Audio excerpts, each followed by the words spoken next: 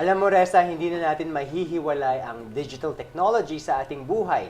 We need to be constantly connected 24/7, not just to communicate with people, but to know what's happening around our country and in the world. Digital era changed our lives permanently, Gabi. Pero sa kabila ng pagiging aktibo ng mga Pinoy sa digital platforms and content, alam niyo po bang mababa pa rin ang ranking na ating bansa sa 2018 World Digital Competitiveness? In fact, isa tayo sa pinakamababa dito sa Southeast Asia. Kaya nga mahalaga na mamulat ang mga Pinoy, lalo na mga kabataan sa digital creativity and making our country future-ready, ika nga. Usaping digital creativity ang ating tatalakayin sa What's Brewing kasama sina Roland at Ben mula sa Creative Nation Academy. At susundan naman ito ng isang on-site workshop with Program Director and Certified Adobe Instructor sa ating Espresso Self. And stay tuned for Barista with Attorney Moses Rivera and Jethro Anayan and Coffee to Go segment. So stay tuned for 1 hour of insightful discussions. Ako po si Reza Abante Yebra. At ako naman po si Gabby Yebra sa ngalan po ni Bishop Ruben Abante. Join us and let's have good talk over good coffee. Welcome to the Lighthouse Cafe!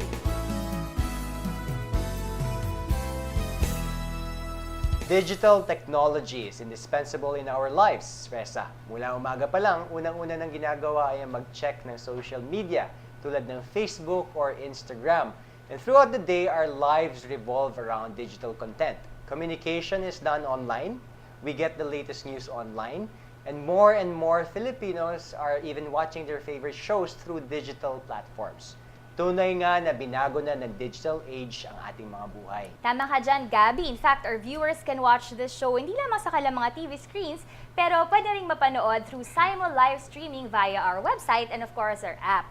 Pero interestingly, alam mo ba na according to the 2018 World Digital Competitiveness Ranking, ang Pilipinas ay kabilang pa rin sa mga low-ranked countries when it comes to digital competitiveness. In fact, ranked 56 out of 63 countries ang Pilipinas, Reza. Kabilang sa mga factors na nagiging batayan ng ranking ay knowledge, technology, and future readiness of the country. Totoo namang sa ngayon ay mababa pa tayo sa mga aspetong ito, kaya naman napakahalaga na ang digital education ay naituturo sa mga kabataan pa lamang, especially those in college. And to discuss digital creativity and how we may relate it to educating Filipinos, kasama natin mga experts, syempre, Gabi, representatives mula sa Creative Nation Academy. Welcome to Lighthouse Cafe, Roland and Ben. Ayan, magandang araw po sa inyo. Salamat sa pagpunta nyo dito. Thank you for joining us here. Thank you for Creative having us. Nation Academy. Ano ba yung ginagawa ninyo doon? Right now, what we're doing in Creative Nation Academy is we do workshops and training the digital creatives to get their skills up to the standards that we set on which they could compete in the world standards. Oh. Yun yung ginagawa namin sa Creative Nation ngayon. So siguro, Gabi, pwede nating iset yung yung platform sa usapan natin. Pag sinabi bang digital technology, ano yung kabilang or nakapaloob dito sa realm na to?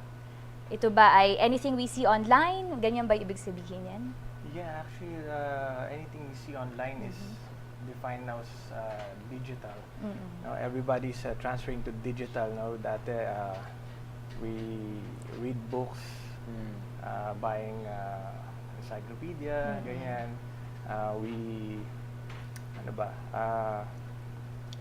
Newspaper, pupunta, Yeah, True, newspaper, ngayon puro diba? mga websites Tapos, or pupunta sa library. library, di ba? Ngayon, everything is into e-learning, Yes. di ba? Everything is into a digital space, no? And nakakatuwa nun kasi like yung, di ba, sinabi kanina, we are ranked 56. Oh, out of 60. Medyo So, mababa yung mababa yung ranking natin. ranking natin, and that's where I think Creative Nation can help build the digital space. That's actually an interesting stat, Reza. Because all this time, I thought, siguro iba, in terms of consumption, yung mga Filipinos, mga Pinoys, talaga malakas yung consumption nila of digital content, Ayan. diba? Tsaka, I don't know, is it our culture, our nature, pero medyo heavy tayo on consuming digital content, di ba? Yes, ano eh, maraming nasosolve kasi yung una yung digital space now. Like sa atin, naturally, in time immemorial, ang Filipinos very hospitable, very laid back, and So, very sociable. sociable, di ba? So, ang dali lang, I mean, with digital or with the traditional way, we communicate a lot. And, And especially right Yeah. now, halos lahat ngayon may access na sa mga digital devices. It's Yeah. it's so very accessible. For example, kahit na sino yung makita mo dyan, they're browsing with their social media. Right now, nagkakaroon ng ng idea for someone who wants to to build a brand. They learn a lot of tools that they use for branding themselves, and also yung tinatawag nilang communication, visual Yeah. communication arts. Yung ginagawa nila ngayon. Visual communication. Tama rin Yeah. naman, kasi talaga ang mga Pinoy, talagang consumers talaga. Like for example, sa Facebook, ang sabi nila, pinakamataas na sa paggamit ng Facebook mga Pinoy, even YouTube, ganyan. Yes. Nag-share, nagla-like, ganyan. Kasi I think naturally creative naman yung mga Pinoy. Given our disposition, our positive disposition, our, just how colorful we think. Yes. I think we're there. But kanina, Roland, you mentioned yung world standards, right? How would you describe? Paano mo ma-i-compara? Ano ba yung gap right now? Anything specific na pwede mong i-illustrate or ma-cite? Ano kung nagpapakita ng gap right now versus the world standards? Yes, right now makikita niyo yung gap regarding dun sa in the visual communication space, like right now maraming artists na gumagawa ng content. Ang nagiging concern lang namin, I want to correct in Creative Nation, is that we want them to somehow monetize yung ginagawa nilang content. To make themselves profitable and be professional in what they do. And when we say, just for the sake of our audience, when you say content, essentially everything na Yes, nakikita natin. from illustrations To graphics, to to videos, to even yung nag-write sila ng materials sila, articles. Yun. Siguro doon din na yung mga Pinoy, kasi mahilig nga tayo mag-share, di ba? Yes, Ang dami mga yes. Pero, I mean, in terms of making it into something profitable, medyo doon kulang sa education ang mga Yes, totally. Pilipino. Actually, I want to add to Roland. Kasi, digital. Ang daming information na dumarating sa mga students, sa mga artists, sa mga creatives, lalo na sa mga Pinoy. Pero, less yung understanding na para basahan yung ginagawa nila. Yung siguro yung purpose na lalo na sa Creative Nation. Yes. We make sure natatouch namin yung apat na items. Yung una is critical thinking, Okay. collaboration, communication, tsaka creativity itself. Creativity itself. Kasi una, with critical thinking, maraming magaling talaga na Pinoy. Pero hindi nila alam mo yung merong mga artists na basta nabigyan ng opportunity to have a project, they dive into the project without knowing what to analyze, what to solve, or what to create for their clients. So, yun, mahalagang critical thinking, and yung collaboration din, Maraming kasing artists na na they only work on their own. So we want to also facilitate into embedding the culture na we are in the same boat in a way that kapag merong ginagawang worthwhile na project, we can also ask for help. Ask for help. Lalo na kunwari, may time na marami akong ginagawang project, I can also ask for Ninoy for help. And in that term, I can also help my fellow creative. So ano pala, no? Pero ano ba, would you say na itong lack of yung ganyang, not really skills, ano, pero Hindi more naman of skills. more of education on these things, do you think it's something na dapat ay tinuturo when it comes to college courses? Kasi, di ba, now you're actually doing it practically, no, in the work Yes. that you do. Pero para dun, lalo sa mga estudyante na nagtitake ng mga courses in relation to digital technology, would you say na kulang yung ganilang kaalaman sa ganitong bagay? Right now, nagpupunta kami dun sa mga, we do a lot of road shows sa mga universities, and napamansin namin na talagang medyo may kulang siya. In that sense na when we ask the students kung how do you do this, how do you do that, we primarily put focus on three things eh. If they know the tools, if they have sufficient knowledge to apply, and pangatlo, yung actually yung pinakamahirap na ginagawa namin is to revert or to have them what we call a mindset for being a creative professional. Yun yung gusto namin sa kanila i-instill na hindi namin nakikita lately sa mga courses na ginagawa nila, ina-attend nila. So what was it? Kasi it's probably the raw talent, the Yes. skill is there, but how to properly manage it and siguro protect also the welfare of the artist. Yes, Yung totally. ginagawa. We also want to give them what we call yung entrepreneur mindset. Kasi minsan yung iba, they are very great in design, but the thing is, yun nga, minsan na-exploit sila to the point na yung artwork nila binabayaran lang in such a low ball figure. So parang, alam mo, as an artist parang or designer, parang medyo nakakapang what you call, hinayang na it's such talent. Correct. In fact, ewan ko, pero kung totoo. Pero I've heard a lot of stories, even sa yung mga visual effects natin, or even yung mga Yes, lalo na yung visual effects. digital content natin. Then sometimes, even the artists are forced to maybe downgrade yung output nila because of the commensurate lang to what's being given to them. Which is hindi talaga siya talagang Healthy. healthy. So, totoo lang. Walang talaga perfect environment for that. It's for creative nation is really making sure na nagiging aware yung mga students na it's normal, na hindi sila nag-iisa, na nangyayari talaga yun sa totoong buhay. And sa totoong senaryo. And hindi lang nowadays kasi lahat ng, yun nga, katulad ng sinabi ko, it's information available lahat. Pero hindi nila alam i-apply. I just want to add on that statement. Kasi, ngayon, we are full of marami ng information. What we do in Creative Nation is we put wisdom on that information. Kasi marami talaga kayong magiging sources. But if you don't have the wisdom to put together something and to make it such as a brand or service that would make you a businessman or something that would propel you to the future. Parang yun yung kulang.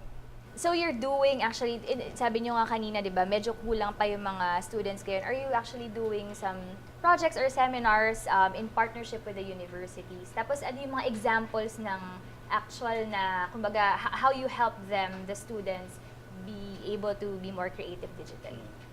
We do a lot of what we call educational roadshows. We have partners like, we are a Adobe Authorized Training Center.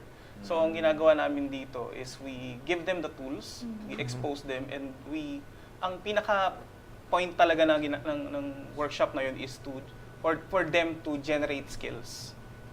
At pag uwi nila, pwede nilang gamitin to do their, for example, projects, to do freelance work. At in terms na nagiging a way for them to have income. As a freelancer pa nga minsan ginagawa. Ano ba example ng ganyan mga outputs? Like for example, di ba ngayon, uso ang social media, Facebook, Yes. ganyan. Anong example ng output ng ganyan, ng Creative Nation or something na digitally creative output? Yan, nauuso yung sa social media, mga social media graphics. Like Facebook, Instagram, LinkedIn. So pwede silang gumawa ng mga graphics na for a designer will take some hours or a day to work on, but we are offering courses and workshops na pwede na magawa within a minute. I just want to add to that. Yeah. We have what we call a platform kasi na ginagawa din sa workshop. Meron kami mga tools that has what we call artificial intelligence and machine learning. Yeah. I know it sounds like a big word, but ganito. There's a term called, ngayon, is what we call yung content velocity. Okay. Example is, for example, if you create a poster in, let's say, Photoshop, Oo. what if magbago siya ng orientation? It takes you a lot of time. Yes. Diba? Right now, yung ginagamit namin sa workshops is that you can just click twice, magbabago agad yung format using artificial intelligence. And if you want to create videos, websites, and kahit anong format, kaya nang gawin in a much more faster pace. So kahit walang background talaga na Yes. ganitong course, pwede nilang gumawa. gawin. It's like a graphic design course for non-designers. Non-designers. Yes. Yeah. I'm not sure if you can share, pero in Creative Nation Academy, you partner with multinational companies as well for kasi somehow you'd also need to equip yourselves, di ba? Or is it a partnership with Adobe for example, as you mentioned? Okay. We are a Adobe Authorized Training Center. We also have other partners for marketing. Lalo na ngayon, usong-uso yung digital marketing. Correct. We also have a lot of partners na clients namin who are using the software. Like the top schools here in the Philippines. Especially ngayon, Reza, I think ever since naman we've always Yeah. consumed yung TV content. True. Diba? Yes. Pero right now we're shifting away, Yes. shifting towards digital, Digital primarily platform. digital. Everyone's always on. Right. Everyone's always glued to their Yeah. phones, Screens. to their screens, Saka- diba? Yeah. So napakalaking opportunity. But going back to your point on that, gap. Is it, how would you, paano mo i-describe kung ano yung priorities natin? Is it upscale ng mga tao natin? Or is it just parang raw appreciation or lack of appreciation ng industry, ng art, ng field na ito? Which one is it na kailangan ma-address? Or do they go hand in hand? I think mas magandang bigyan ng focus yung to empower them to be entrepreneurs. For them to have their own brand, Okay. to have their own identity. Kasi if you empower them with that mentality, they could prosper into to businessmen or to entrepreneurs. Yeah, tsaka, I mean, like yung sinasabi ni Roland earlier about artificial intelligence, hindi natin malalaman, 5-10 years from now, hindi natin alam yung future picture ng ano ba yung employment or ano ba yung business, ano ba bang platform. So I think with what we practice is hindi lang equip yung students, pati na rin teachers. We make sure na pares ready yung mga generation. Yes. Kasi kung mapapansin nyo, every generation parang may competition eh. Kami yung pinaka-busy na generation. Hindi, kami pinaka-busy. Pa-busy. Paikli ng paikli yung mga, pa-advance yung technology. And the more na nag-advance yung technology, the more na kumukonti yung tao rin na involved. And so, kailangan, matutunan ng students, hindi lang paano mag-work. But also, ano yung purpose yung ginagawa nila? Pwedeng para sa sarili nila, pwedeng to help clients, pwedeng help their families. Alam mo yan. Actually, napaka-noble ng ginagawa ng Creative Nation Academy, Yeah. because to think na you're training, you're equipping yung mga even potential competitors Yes. nyo. Oo. But you're doing it Yeah, nonetheless, that's di ba? Mm-hmm. So, thank you for Pero, doing it. actually, yes. Yeah, because yung pinaka-goal talaga kasi ng Creative Nation is to elevate the status of the Filipinos, Right. to create for the world. That's right. Yeah. Kasi we are in the same boat, hindi tayo yung tipong kailangan maghilahan. We are Yeah. one as a nation. Country, true. Actually, ang maganda dyan, Gabby, for me, parang two-pronged yung approach nila. Kasi one is, of course, they're addressing entrepreneurs na ngayon naman talaga, yung branding and more of marketing, it's really more effective now online, di ba? Like, for Yes. example, in your Yeah. company, mas maraming mga marketing activities that you do online which actually makes Generates. your brand, Yeah. reach more people, Yeah. di ba? Lagi nandun online. And on the other hand, yung mga estudyante rin ngayon na, hindi naman lahat interested, di ba, sa mga ganitong digital courses. Pero I think it actually encourages yung mga estudyante, lalo na ngayong darating na pasukan, to take up more digital courses kasi ito na yung future ng bansa natin. Yes. And as you said nga, Yeah. CNA is making us more digitally competitive, for the future. And so somehow I'm reminded of yung ibang industry, maybe related like yung mga videographers, yung Yes. mga photographers natin that really right now very structured, very organized na yung operations nila. They Yes. know how to brand themselves. They have that entrepreneur mindset as you mentioned. But going back to digital technology, ano ba yung mga latest ngayon na that Filipinos especially ought to be on the lookout for, especially yung mga artists natin? Right now, siguro isa sa mga masasabi namin is that all of the work that you do before is being automated. So I think we should Efficiency talaga. Yes, it's efficiency, time-saving methods. Kasi you can always do it, sabi nga nila, you can always skin a cat in various ways. Yeah. But if you can automate that tool, you can automate that function, you can generate more products. Or output. Right. Galing. Actually lang ngayon, di ba, ang move na hindi na nga laging nasa office Pwede ka nang work from home. Ganun na ngayon yung ano, di ba? So, kumbaga parang mas cohesive na yung approach na, di ba? You can And more flexible. more flexible din for Filipinos. For Filipinos. So, what's in store for Creative Nation? Ano yung mga seminars that you have probably na you can invite people to join? We're doing a lot of workshops. We do more advanced tools, advanced ways of doing things. Last week we did a fundamentals of graphic design. So we also have the foundations na ginagawa namin to make them more solid for graphic designers to learn. They can always reach out to us on Facebook at Creative Nation Academy. Or you can always search us as creativenation.ph. So, lahat welcome. Hindi Yes, ibig sabihin na totally. you're taking a course na in relation to that. Yeah, tsaka as an Adobe Authorized Training Center, we are touching 3 different kinds of tracks. So, meron kaming print, meron kaming web, may video, and e-learning. So, if they want to be or focus on graphic Specific design tracks. or specific topics, they can go to the print track. Or if they want to go or focus online, we have the web track. And if they want to go or focus on film, meron din kaming And we always add Video. more workshops like UI and UX, Yes. design thinking, at kung ano-ano pa, like research learning. Parang never stop learning dito sa Yes, Creative yes. Nation.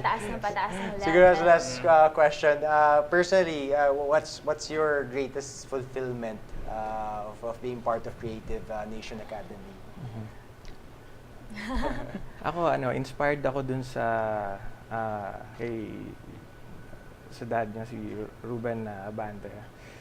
Real knowledge is when you use it to serve. Marami kasing darating na advancements, pero if you don't know how to use it to serve others, baliwala yung knowledge na yun. And actually, sharing with others, big fulfillment na yun, kasi it's not about being the top, being competitive in this age.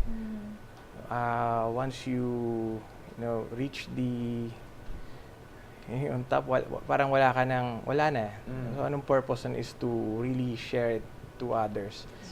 Actually, di ba sabi nga,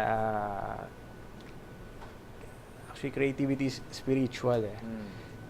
You will learn values, you will learn certain things, certain disciplines, but if hindi mo gino-glorify yung di ba, ating Diyos, di ba, baliwala. I think yun yung gift sa atin yung creativity. Gift sa atin na nasa taas. Kung ano man yung naging fruits nun, through creativity, yun din yung gift natin para sa Kanya. Wow. Ryan? Okay. Ang dami. Parang I cannot beat that. It's always inspiring to be on the office to share. Lalo na ngayon, I have what we call, meron kami mga mentorship programs right now. Yeah. So, as long as we could help as many people as possible, it's all about helping. It's all about, at the end of the day, how much love have you given. No, nakakatawa na, Gabby. So, talagang creativity is not something that you keep for yourself, but it's something that you actually share with other people and in turn, inspire other people as well. Correct. Yeah. Tama yun, Ressa. Creativity is a gift from above, and we are blessed to be a blessing to others. In fact, to be a blessing to as many people as possible. For more on digital technology, let's join our host in Espresso Self.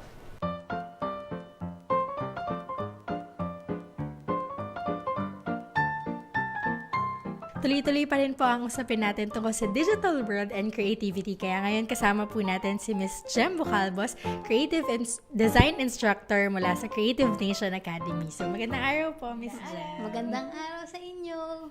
Ayun, nakaka-intriga yung creative design instructor. Ano ba yung nakapaloob dun sa role na yan, sa position na yan?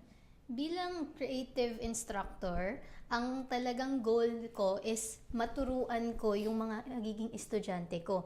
Kasi ako ay isang industry practitioner. So, designer ako ngayon. Marami akong tinutulungan ng mga brands na makilala sila through their visual. So, yung goal ko bilang trainer and instructor is kung ano yung alam ko, maisalin ko sa kanila yung kaalaman. Okay. You mentioned designer ka.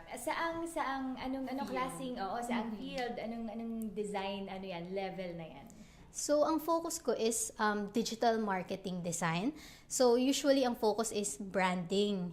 So, kasi syempre, pag magtatayo ka ng business, kailangan mag-stand out ka. So, paano mo magagawa yun? Aside sa messaging mo, alam nyo ba na parang yung visuals nyo, yung mga pictures nyo, can tell a lot about your business. Na as in, simpleng yung kulay na pipiliin. Yeah. Yeah. So parang sa simpleng kulay pa lang napipiliin, sa simpleng shapes pa lang, may mensahe na siya na ibibigay sa mga makakakita. So, dyan nagbe-blend yung design and marketing talaga for businesses. Gaano po ba talaga kahalaga nga itong design marketing sa isang business? Paano po ba siya nagwo-work, lalo na po ngayon na very demanding na na kasi sabihin nila lahat creative Paano nga po ba talaga malalaman na yung sayo yung mag-stand out or yung sayo yung pipiliin? Unang-una, kailangan may consistency ka sa design mo. So, dyan mauuna may strategy ka muna sa business mo. Like, ano ba yung goal mo sa business mo? Sino yung gusto mong tulungan? And then from there, pag nakuha mo na yung final na yung decision mo, na halimbawa gusto mo mga millennial yung target market mo, maggagawa ka ng research, ano ba yung hilig nilang kulay, ganun. Parang kailangan lahat ng design mo for your brand is consistent sa mensahe na gusto mong sabihin. So, magagawa yon through research din. So, parang customize siya, no? So, you start with your main objective while you're starting a business or even like an organization, di ba? Ano ba yung pinaka-purpose ng organization na yun? And then, the shapes, the colors will work. So, ibig sabihin, ang logo ng isang brand, for example, isang organization, dapat, talaga, akma sa gustong iparating, tama ba, ng organization? Tama. Halimbawa, makikita nyo yung mga logo, mga favorite kainan nyo. Ayan, pag nakita nyo, halimbawa yung sa McDonald's, yung letter M na yellow pa lang, parang alam nyo na ng McDonald's siya. Tapos, parang alam nyo ba kung ba't yellow yung color ng McDonald's, tapos yung sa Jollibee, ba't yellow and red? Kasi parang study shows na warm colors such as yellow and red stirs up the appetite. So, sila yung mga nakagutom na kulay. Kaya, yung makikita niyo mga kainan, usually ganun yung Ganun yung kulay. Kaya Actually, yung pala pag nakikita mo kagad, parang True. ito na yung pipiliin mo eh. Nabasa ko nga rin, even yung McDo, di ba, parang archway siya. So, parang entrance, parang everybody's welcome dito. Yes. And actually, dun sa logo ng GCTV, di ba, house, parang Right. ang objective natin ay sharing blessings in the home. The Yun, family. in the family. So, kaya siya bahay. So, talagang kailangan aligned lahat. How important is that when it comes to, Na yun nga, consistent, consistent yung brand mo with the message that you want to tell your target market? It's very important na consistent ka kasi yung mga tao, first of all, may short attention span na sila sa panahon yun kasi nga parang ang daming ginagawa ng mga tao, mga busy. Pag paiba-iba ka ng sinasabi, parang ba't pa sila maniniwala sa'yo, di ba? Parang so ganun ka-importante yung consistency talaga.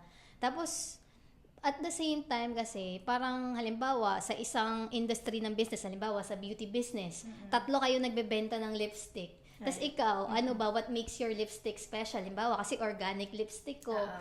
And then at the same time, aside from selling lipstick that is very helpful to the market, nagdo-donate din ako sa mga nangangailangan ng mga women. Ganun. Parang yung mensahe mo, parang bakit bibili sa iyo ng lipstick kung lahat naman yan lipstick lang naman. Pero ako, yung mensahe ko, nakakatulong pa ako sa mga charity, sa mga women. Parang kailangan, kung ano talaga yung objective mo, sabihin mo siya through consistent design and messaging talaga. So, you think yung ganung mensahe actually resonates to today's consumer? Kasi actually, maganda nga yun, di ba, na ang daming, kumbaga parang bumibili, no? Ang daming nagbebenta, like halimbawa sa Facebook pa lang, di ba yung Marami ng marketplace. choices. Ang daming choices, di ba? Tapos lahat sila, beauty products, they all sell the same brands, they all say the same thing. So do you think yung gano'n na you wanna stand out, yung may need for uniqueness, sa palagay mo nag-resonate yan sa mga, lalo sa mga millennials, sa young market ngayon? Sobra. Kasi yung mga millennial ngayon and yung Generation Z na rin, parang sa sobrang dami ng tao ngayon, parang they're looking for a purpose na for everything that they do. And then, as a business, how do we help them in our own way? Na tinutulungan natin sila not just with their physical needs, but their aspirational needs as well. So, for example, ngayon, yung mga study show na yung mga millennials, they're more environment conscious. So, parang as a business, how will you help them reach their aspiration to help the environment? So, example, kung yun nga, kung first of all, kung organic yung product mo, or halimbawa, kung hindi man organic yung product mo, yung packaging mo, is it recyclable? You give them ideas on how, from a simple product that you are selling, is may iba pa silang magagawa that will help them reach their purpose in life. So, yun. Sir, pumunta naman tayo dun sa digital marketing aspect, lalo na ngayon na nandito tayo sa on-site na sa mga workshops ng CNA. So, paano po ba itong mga workshops po na ginagawa ninyo? Or ano po ba yung mga topics na inyo pong kino-cover? Okay. So, marami kaming topics na kino-cover and yung goal talaga namin is to inspire continuous learning, lalo na sa creativity. And at the same time, for digital marketing, we have branding. We want to encourage businesses in the Philippines because as we know, businesses create jobs. So, aside from educating, we also believe in creating for the world and elevating the status of the Filipinos. Kasi, di ba, usually sa ibang bansa, siguro iniisip mga Filipino, mga katulong lang. I mean, it's a negative connotation. When in fact, Filipinos they are very creative. So, parang kung makikita mo pa lang yung sa mga tribo natin, yung mga weaving nila, parang it's innate in the Filipino nature na maging creative. And we want to nurture and encourage that creativity, especially in these modern times. And napakaganda na sinabi niya, Reza, na continuous learning. Kasi madalas pag sinabi natin na, graduate na ako, ito, I can do this, I can do that. Pero hindi natin nakikita yung need na, kung yung mga applications nga na ginagamit natin ay nag-update, much more tayong tao na dapat talaga nag-update din yung learning natin. And it doesn't stop na talagang tuloy-tuloy. Ang maganda rin sa sinabi niya, actually, yung mga entrepreneurs now, it's not just profit Parang it's, alam mo yun, mas parang... Not just for themselves. True. Parang mas socially responsible na yung mga tao ngayon. Not just us na consumers, pero even yung mga sellers na kailangan something back for giving back for the environment. So sa palagi mo, balik tayo dun sa topic ng mga may mga business or yung mga aspiring entrepreneurs. Kailangan ba talaga na may website sila or okay na yung like halimbawa Facebook, visible sila sa social media? Anong stand nyo doon sa CNA? Okay, here in CNA, our stand is we encourage resourcefulness as well. But if we have a reality check, kung yung question is between social media or a website, do I need both or pwede bang isa social media lang or website lang? For us, we believe a website is central to your business. Parang it helps you build your credibility, and a website, you have more control over it. You can update it anytime, you can back up your files. Parang a website is your digital brochure. Like, you can get found in Google dahil sa website mo, and it can reach more audience. Ang limitation kasi ng social media, example, Facebook users lang ang ma-reach mo dun. And then, so sobrang parang your website is your central base, and then your social media is like mga ano mo lang, extension mo lang. Promo, ganyan, ads, check our website, parang yeah. ganyan. So, yung advice ko kasi, depending how much is the capital of your business, kung medyo malaki naman capital mo, you should start with a website talaga. Pero for as in low cost businesses, you can start in social media naman. Parang habang maliit pa yung capital mo, reach kung sino yung kaya mong ma-reach through Facebook, Instagram, Twitter. Pero kapag medyo nag-expand yung business mo, make sure to invest some of your profit para lumaki rin yung capital mo. Invest ka na rin sa website talaga. So, you mean, for example, yung mga nagsistart pa lang ng business, okay lang yun na nagsistart sila with social media, but then again, mag-upgrade ka rin to your own website. Yes. Parang dadating din sa point na kailanganin mo talaga kasi yung website. Na halimbawa, naghahanap ka ng business partner, pero wala kang website, parang how will you convince your prospect partner na hindi mo siya lolokohin kung wala kang website? Because the thing is, social media, sobrang bilis lang gumawa. Like, parang kung kailan, halimbawa, i-close mo lang kasi parang gusto mo lang magpalit, close mo, gawa kang bago. Parang ganun siya kabilis. But with a website kasi, if you're already using your name there, parang may reputation ka na ini-start mo talagang binibuild na sa'yo talaga. So, it adds to the credibility talaga.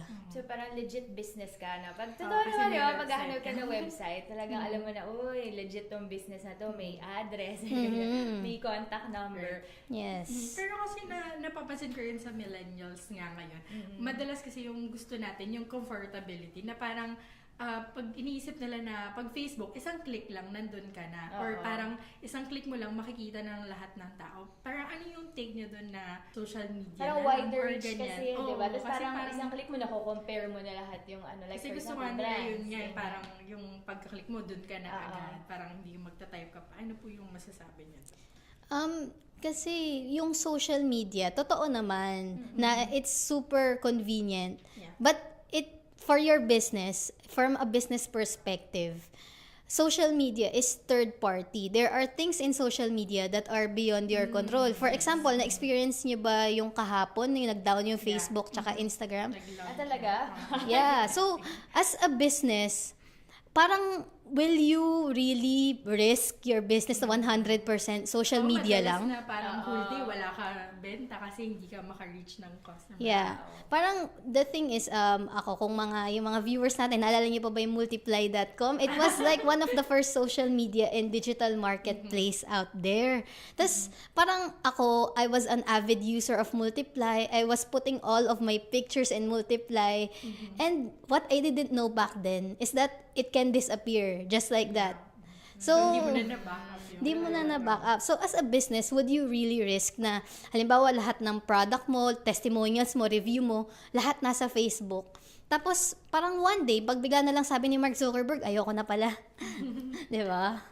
So, at least you have control kapag meron kang website. So, dito sa CNA, basically, yung mga, paano ba yan? Yung mga nag-attend sa workshops na you teach them how to do websites, ganyan ba yan? Or ano mga apps ang tinuturo ninyo? So, Creative Nation Academy is an Adobe parang Adobe approved training center. So most of what we teach here is Adobe products. But at the same time, we also teach soft skills. Things kasi our target market are between students and then organizations and then individuals who wants to continue learning. For students, our goal is to make them industry ready for the design field or for the creative field that they want to enter to. So, the So creative... parang add-on na course, parang ganyan sa Yes. current course nila. Yes, parang because the creative industry is very, very Dynamic, wide true. and dynamic. Yeah. So parang we have video editing for aspiring videographers, and then for aspiring graphic designers, we have foundations of graphic design, and then for those who wants to help businesses with their branding, so we have logo design, and then we have branding, and then we have various lessons. One of the newest Adobe application is Adobe Dimension. So it's an 3D visualization program. So we can also teach that for those who wants to do 3D. Yeah. So we're very, very wide. Kung ano yung need, the thing is we do social listening mostly in Facebook.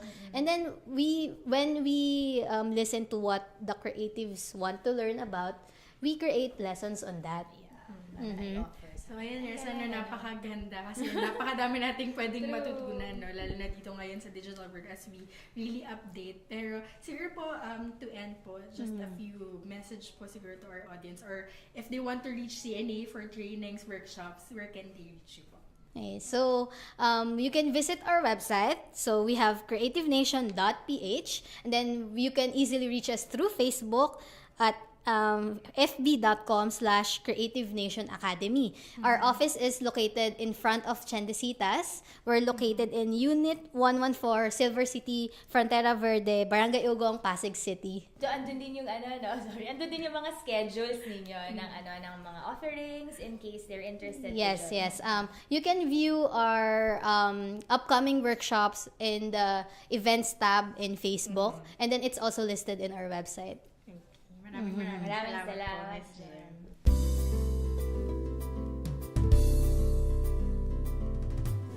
Isang magandang araw po sa ating lahat at welcome sa ating episode o sa segment natin na Hebrews. Ito ang bahagi ng Lighthouse Cafe na naglalayon na bigyang daan ang mga prinsipyo, katotohanan at katuruan ng salita ng Diyos para sa ating lahat. Kumbaga, kaya nga po Hebrews, ito ang pagkilos ng Panginoon sa pamamagitan ng kanyang salita sa ating mga buhay. Sa episode na ito, pinag-uusapan natin ang kahalagahan ng digital technology at napakaganda po na mayroon tayong ganyang advancement sa kaalaman. But then, we also need to remember that hindi porke mayroon tayong magandang teknolohiya ay yun na lang yun at wala na po tayong pag-unawa kung saan ito ginagamit. Doon sa Colossians chapter 1 and verse 9 ay mayroong napakagandang talata na nais kong maibahagi sa atin. Ang sabi po ni Apostol Pablo sa mga mananampalataya sa Colossia ay ito. Ang sabi niya, "For this cause, we also, since the day we heard it, do not cease to pray for you and to desire that ye might be filled with the knowledge of His will in all wisdom and spiritual understanding." Makikita po natin dito na ginagamit niya ang salitang knowledge o kaalaman, and then wisdom o karunungan, and then ang huli ay understanding o kaya ay kaalaman. And of course, we gather na ang paggamit po ni Apostol Pablo rito ay una ina-apply sa tinatawag na spiritual na realm. Subalit, ang maganda po sa aplikasyon natin, at dito sa Lighthouse Cafe, binibigyan po natin ng magandang daan kung ano man ang iniisip ng iba na basta pang-spiritual lang. Hindi po. Sapagkat ang banal na kasulatan ay hindi lang po pang-spiritual, kundi pang bagay na maaari nating isabuhay at gawing praktikal. So, balikan po natin. Kaalaman, karunungan, at pag-unawa. Knowledge, wisdom, and understanding. Maganda po na tingnan natin ang pagkakasunod-sunod ng mga ito upang ating maisaisip, no, bilang katotohanan at ma-apply sa ating buhay. Ano nga po yung una? Kaalaman, that's knowledge. And then wisdom, and that's karunungan. And then understanding or pag-unawa. Now, maaari po na marami tayong nakikita at na-appreciate sa ating mga buhay, lalo na sa advancement ng digital, ano po, ang teknolohiya. Ito po ay magsisimula sa isang magandang kaalaman. Sa pamamagitan ng kaalaman po na ito o knowledge, ay marami tayong nakikitang na idadagdag sa ating kaisipan. Okay? At kapag natutunan natin kung paano ginagamit ang kaalamang yan, nagigipong karunungan yan para sa atin. Dumudunong po tayo. Nagkakaroon tayo ng magandang abilidad. Okay? So from basic knowledge, natututo tayo at nagkakaroon tayo ng wisdom o karunungan. Subalit hindi po lahat ng karunungan ay nagbubunga ng tama. Marami pong tao marunong sila. Ngunit ginagamit nila ang kanilang karunungan sa masamang bagay. Hindi po tama ang gayon. Ang karunungan po ay dapat ay ginagamit na may magandang pag-unawa. Okay? Kahit po may mga degree ang maraming tao, subalit ang katotohanan po ginagamit yung degree o yung karunungan sa hindi magandang pamamaraan. In fact, marami pong nagiging masamang bagay sa ating lipunan dahil ang aplikasyon ng karunungan ay mali. Ang sinasabi po ng banal na kasulatan ay kinakailangan tayong may pag-unawa. For example, kahit sa salita ng Diyos, meron tayong pag-unawa ng kalooban ng Panginoon. Meron tayong pag-unawa kung saan patutungo ang ating kaalaman at karunungan. Okay? So, kaalaman, karunungan, and then once we have this wisdom and we can apply this, pag-ingatan po natin na meron tayong pag-unawa kung paanong ginagamit ito, saan tinutungo. Ito ba ay tumutungo sa upliftment po ng hindi lang ng ating buhay, kundi ng ating society, ng ating lipunan, ng ating bansa. Okay? So napakaganda po ng katotohanan ito. At ang sabi ni Apostol Pablo doon sa mga taga-Kolose ay, we desire and we pray for you. Gayon din po ang panalangin ng programang ito ng Lighthouse Cafe. Hindi lang po tayo umiinom ng kape, nag-uusap tayo. Kaya ang sinasabi po natin, this is where good talks happen. And when something is good, meron pong kapaki-pakinabang na bagay. Let our knowledge, our wisdom, and our understanding ay maging kapaki-pakinabang po sa lahat ng ating buhay, sa ating lipunan, at sa ating bayan. Pagpalain kayo ng Panginoon. Magandang araw po. Welcome po sa Barista, ang segment po dito sa Lighthouse Cafe kung saan tinutugunan po natin ang inyong mga katanungang legal. Ngayong araw po, pakinggan po natin ang isang katanungan mula sa ating letter sender na si James.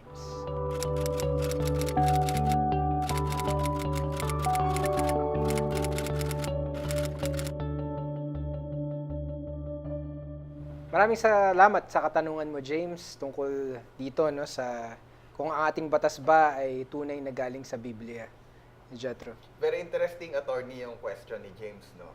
Very short, pero ang sinasabi niya, kung galing nga ba sa Biblia, yung mga batas natin. Alam mo, I think yung background nito is 300 years tayong nasakop ng mga Espanyol, and basically, they are saying na tayo ang only Christian country in Asia dahil doon. So, yun ba, isa ba yun sa mga naging dahilan kung bakit based sa Bible daw ang ating mga batas? As a background, bigyan mo muna kami, attorney, saan ba nanggaling ang batas ng Pilipinas? Tama ka dyan. No? Basically, kaya naman natin sinasabi na galing yung ating mga batas sa Biblia ay sapagkat yung pinaka-basis ng ating mga moral tenets, di ba? Yung ating mga basis ng, kumbaga, mga underlying values ng ating mga batas. Kung titingnan natin mga prinsipyo na nasasaloob sa mga batas nito tulad ng equity, tulad ng righteousness, yung mga ganitong mga bagay. Ay, of course, makikita natin sa Biblia. And of course, as Christians, we believe na ang talagang source ng moral standards ay walang iba kundi ang ating Diyos. And of course, alam naman natin istorya sa Bible nung binigay ng ating Diyos ang unang commandments, ang 10 utos kay Moises, di ba? But, alam mo, if we would really trace yung history, especially yung batas natin sa Pilipinas, yung ating batas ay kinopya mula sa Spanish Civil Code.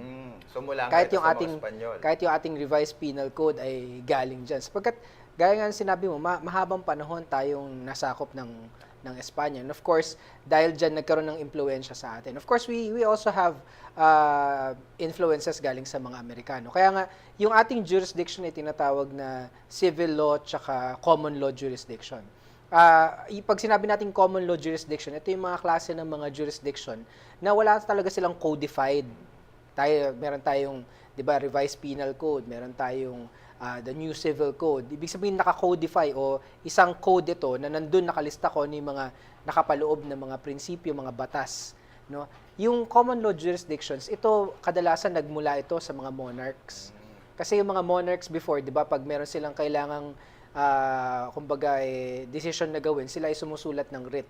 Diba? At based dito, dun na nagkaroon ng simula ng kumbaga mula sa mga decision na napagsama-sama na nakapag-set ng tinatawag natin na precedent. Kumbaga kung ganito na yung naging decision before, dapat kung ganito rin yung mangyayari ngayon, ganito pa rin ang decision. So sa atin sa Pilipinas, mix tayo nito. Meron tayong civil code, ibig sabihin may mga codified tayong batas, meron din tayong precedents. At yan yung mga decision ng Supreme Court. Ibig sabihin, yung tinatawag na principle ng stare decisis, kung saan na ang isang desisyon ng Korte Suprema ay nagiging bahagi ng ating batas. At dahil sa principle ng stare decisis, so dapat hindi magbago ito. Of course, pagka may naging desisyon, dapat hindi yan pabago-bago. Otherwise, hindi natin pwedeng asahan ng batas. Kaya nga, ang Korte Suprema tuwing nagdidesisyon, ito ay nagiging part ng ating batas mismo. Ibig sabihin, ito ay pwede mong gamitin sa korte na sabihin mo na, yung gantong kaso, ganto ang naging desisyon. Dapat ito, ganto rin yung facts sa akin. Dapat ganto rin ang maging desisyon ng Korte Suprema. And given that, attorney, na yung basis nga ng ating batas ngayon ay dahil nga doon sa sinabi mo, maaari ba nating sabihin or tama ba na sabihin na kapag ito ay illegal, ito ay moral o mali? Na kapag hindi porket ito ay legal, hindi ibig sabihin na ito ay moral na at naaayon sa salita ng Diyos. Iyan ang pinagkaiba, no? Of course, tayo bilang mga Kristiyano, tayo ay meron talagang, kumbaga, meron tayong ultimate source ng ating morality at yan yung Biblia at yung mga batas na ibinigay sa atin ng ating Diyos. Ngayon, pagdating of course, sa batas ng tao, ito ay gawa ng tao. At of course, dahil hindi porket gawa ng tao, ito ay, ito ay tuwid. Ito ay makatarungan, ito ay just, di ba? Maraming mga halimbawa, no? And of course, for lack of time, di natin pag-uusapan yan. Pero maraming mga halimbawa ng mga batas na talagang salungat sa mga moral na katuroan ng Biblia. Pero ito ay legal. So, hindi lahat ng bagay na legal ay moral. Ganyan din naman sinabi ni Apostle Paul, di ba? Sabi sa Biblia, all things are expedient for me, but not all things are lawful for me, but not all things are expedient. Ibig sabihin, pwedeng maging pwedeng maging sang-ayon sa batas, pwede natin gawin, pero hindi ito beneficial.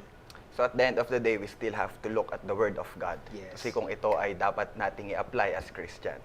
Maraming salamat, Attorney Moses, at maraming salamat sa iyo, James, sa iyong napakagandang sulat. At sana ay naliwanagan ka dito sa issue na iyong tinanong. Muli, ako po si Attorney Moses Rivera. At ako naman si Jethro Anaen, at your service. Kinoin lang kasi yung 1,000 yapak for parang term siya na a journey na mahabang lakad. Kumbaga, hindi naman siya eksaktong 1,000 yapak lang. Pero it's more on kung paano lang yung essence ng travel is by foot. And nagsimula siya nagkikwentuhan lang kami ng kaibigan ko na ano ba makikita natin sa Pilipinas at ba't di natin libutin ng lakad lang na enjoyin natin yung bawat moment sa bawat lugar. Yun yung pinaka main essence ng project. Ako si Cooper Kalimlim, 29 years old, isang adventurer at nilibot ko ang Pilipinas pamagitan lang ng paglalakad.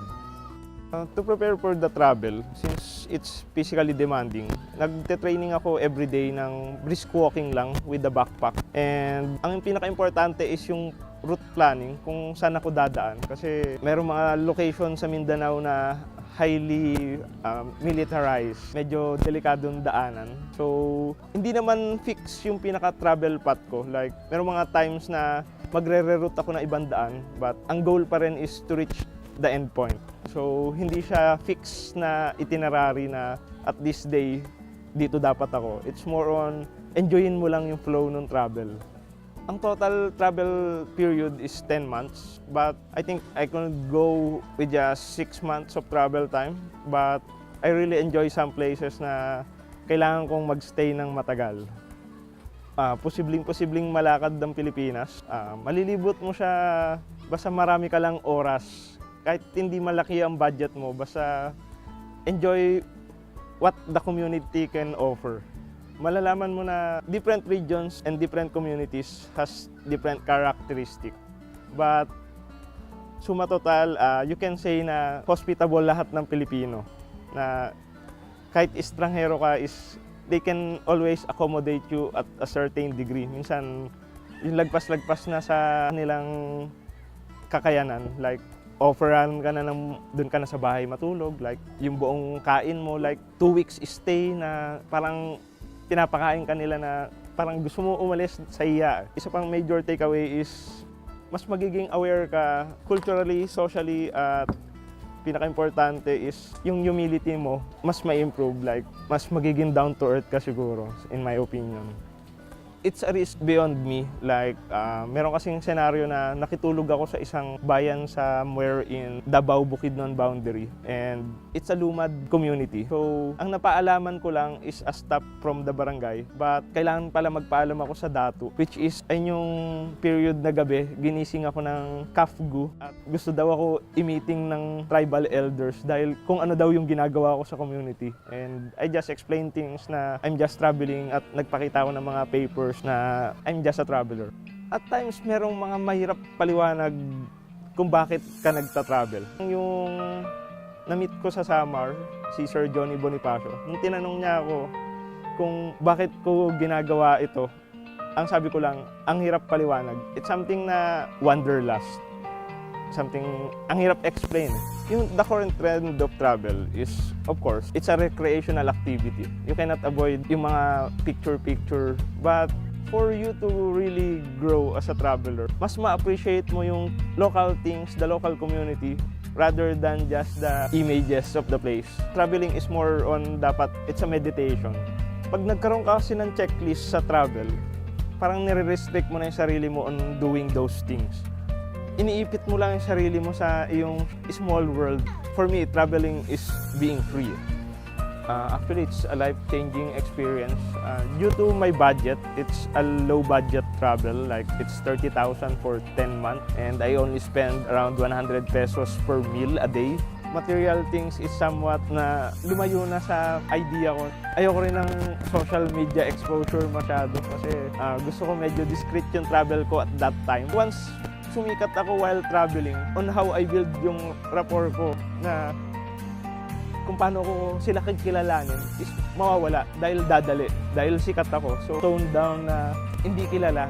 That's how you can get a genuine link sa locals. Currently, I'm a member of UP Mountaineers and yung organization is active in environmental and mountaineering project. For future travel, gusto kong makihalubilo sa mga badyaw sa Sulu and Tawi-Tawi. Gusto ko kasi makuha yung mga mythological stories na siguro hindi pa natatala and siguro gusto mong ma-reach na community. Siguro sa traveling, wag kang matakot sa layo ng distansya kasi ang importante is yung kung paano mo marating yung dulo. Kung ano yung ikaliligaya mo dun sa pagitan na yun. Yan yung pinaka-importante, yung experience, hindi yung pinakadulo nung pupuntahan mong destinasyon. Salamat.